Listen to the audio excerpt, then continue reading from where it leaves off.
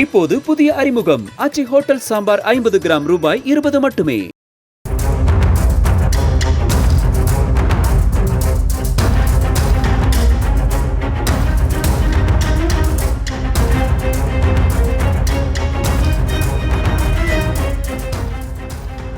தமிழகத்தின் மத்திய பகுதியாக பார்க்கப்படும் திருச்சி மாவட்டத்தின் பெரும்பாலான பகுதிகள் போக்குவரத்து நெரிசல் மிகுந்த இடங்களாகத்தான் உள்ளன.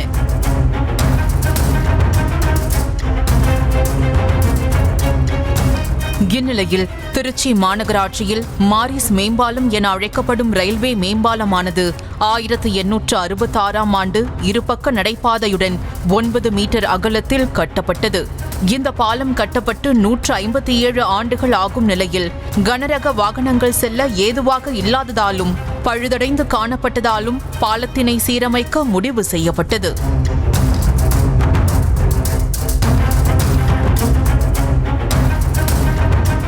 ரூபாய் 34.10 கோடி மதிப்பில் பாலத்தினை கட்டும் பணியை ரயில்வே நிர்வாகமும் மாநகராட்சியும் இணைந்து தொடங்கியது.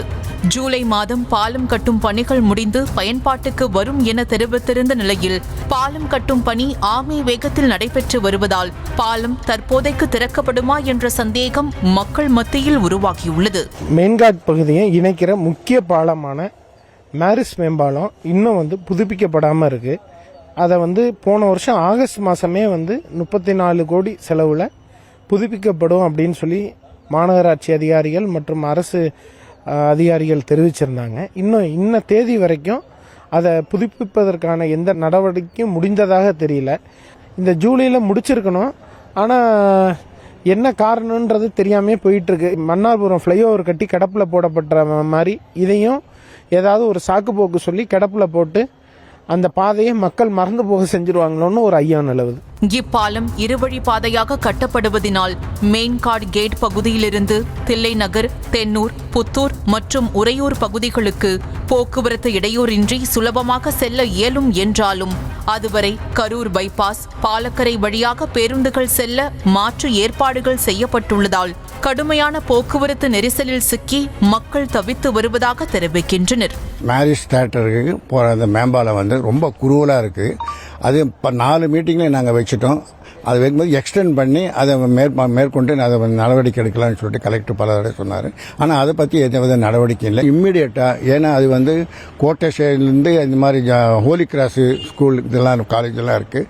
அவங்க மாணவ மாணவர்களுக்கும் சரி பப்ளிக்கும் சரி அது ரொம்ப டிஸ்டர்பன்ஸாக இருக்குது. இம்மிடியேட்டாக இந்த மாதிரி அடிப்படையில், அதாவது போர்க்கால அடிப்படையில் அதை சரி பண்ணணும். அது மக்கள் மிகவும் பாதித்துக் கொண்டிருக்கிறார்கள். மேலும் தென்னூர் மேம்பாலமும் பழுதடைந்து இருப்பதால் அதை சரி செய்யும் பணி தொடங்க உள்ளதாக தகவல் வெளியாகியுள்ளது. அந்த பாலத்திலும் போக்குவரத்து தடை செய்யப்பட்டால் திருச்சி மாநகரில் போக்குவரத்து மிகவும் பாதிக்கப்படும் எனவும் தென்னூர் பாலத்தை சரி செய்யும் பணியை தொடங்கும் முன்பே மாரிஸ் பாலத்தை கட்டி முடித்து திறக்க வேண்டும் என்பதே அப்பகுதி மக்களின் கோரிக்கையாக உள்ளது. கிட்டத்தட்ட ஒரு 6-7 மாதத்துக்கு முன்பு அந்த பாலம் மூடப்பட்டு அந்த பணிகள் எல்லாம் சரி செய்யறதுக்காக அந்த பாலம் பழுதடைஞ்சதுனால மேற்கொள்ளப்பட்டது.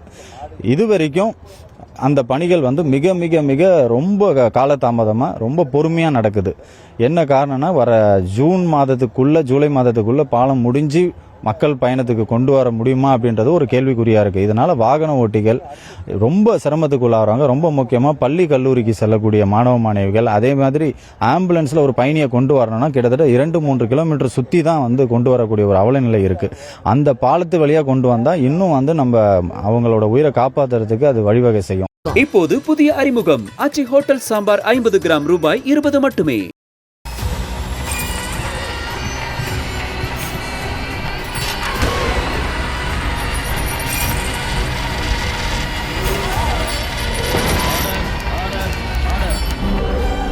நிகழ்தகவு குற்றங்களின் மறுபரிமாணம் நாள்தோறும் இரவு 10 மணிக்கு இணைந்திருங்கள் நமது நியூஸ் தமிழ் தொலைக்காட்சியோடு.